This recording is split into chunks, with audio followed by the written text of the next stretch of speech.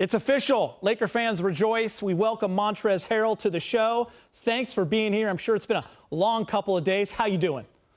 Doing good, doing good. How are you? I'm doing great. So happy to have you. When you hear Montrezl Harrell of the Los Angeles Lakers, how does that sound? She got a great ring to it, sounds like to me. You ever picture yourself in that purple and gold? Because it's here. I got a couple of edits that's been done. A lot of people that do animations for me have been doing some great jobs for me. I know. Isn't Twitter and social media great? Like the minute you signed, there was like you in a jersey. It was pretty awesome. Man, photo shopping and editor now is crazy. So, Trez, can you share what went into your decision to potentially pass up more money to play in another city or to leave the Clippers where you had so much success to join the Lakers? My choice was really just, from my inner circle, my family, just talking and looking over the decisions that we had on the table. And we just felt like just coming to playing the purple and gold was the best choice. And, I definitely felt like it's the best choice for me. So that's what we went with. And, I'm happy to be a Laker.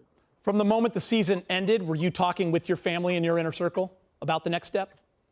No. As soon as the season ended, I actually went home and took the time to actually grieve and be with my family and actually mourn the loss of my grandmother. And then after that, I just was being a dad as I'm continuously still doing, man. That's all I was doing, just being around my kids and just that love and that energy. That's all I've been doing. And when free agency came about, that's when, I started getting into the talks with my agent. But, I left the basketball to, what I've done and what I've produced and left out there. And that's all I could do. Yeah, thoughts and prayers to you and your family. I know you lost your grandmother in July while you were in Orlando. What did she mean to you? Everything. Everything in the entire world. I still have multiple, pieces with her.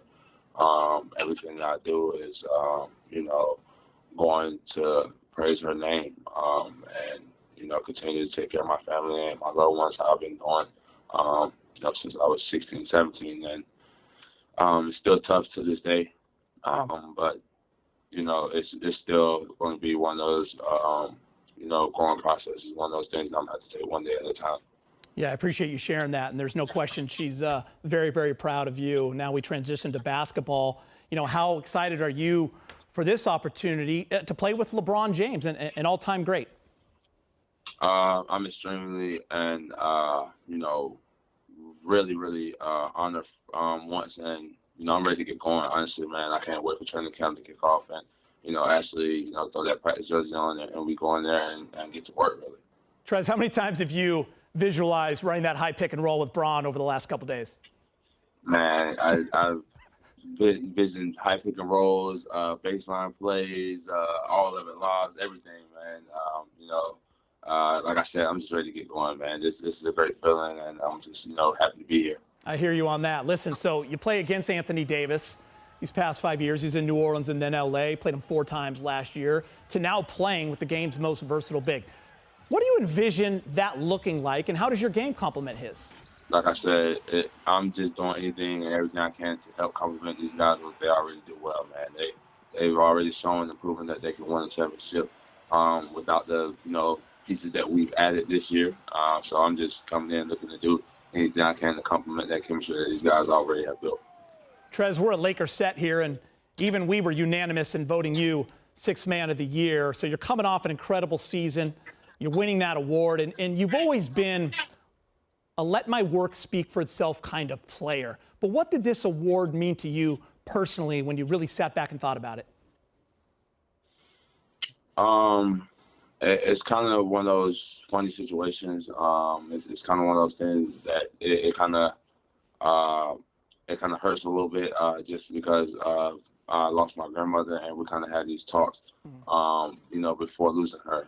So it's one of those things that kind of hurts and stings. But at the same time, it just made me, change my mindset and to be even one of those players that's they'll work and, how they take approach to the game is going to, enhance even more and just speak even more for itself.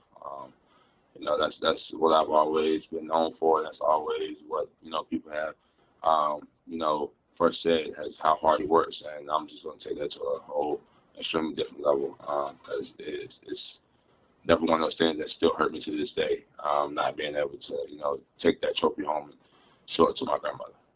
Your game's evolved every single year. How driven are you to continue to improve? Still continuously every day. I'm got another 1 or 2 workouts set for the day. So this game is continuously changing, and I don't want to be one of those players that that label as can only do this one thing, because once you get that label, it's pretty hard to get off of you, and now it cuts you in half as a player, no matter what. And I never wanted to be looked at as one of those players coming into this game. I want to always look at myself as a person that can do multiple things in this game, whenever asked, whenever needed. That's the way I always approach the game. That's the way I always look at my game. And the things that I do well, I enhance those things. But the things that I don't do well, I work extremely hard on, 2-3 times harder than what I already do well. Perez, last thing, and I got to be honest, if that's okay with you, you were always a player that drove us Laker fans absolutely crazy because of how hard and how well you played against them every damn time. Right. It would be like, I can't stand Trez, but man, I'd love him in a Laker uniform. And then when the signing was announced, Laker Twitter goes nuts. It celebrates. I know how excited Laker fans are. What message do you have for Laker Nation? Well, the only message that I have is, now you guys don't have to hate me. Now you can love me. hey, it was always a lot of love. Just so much respect. Yes, sir. Right. Thank you so much. All right, Trez. So happy to have you, and thank you for taking the time. Really appreciate it, and hope to see you soon. No. Thank you for having me. Thank you.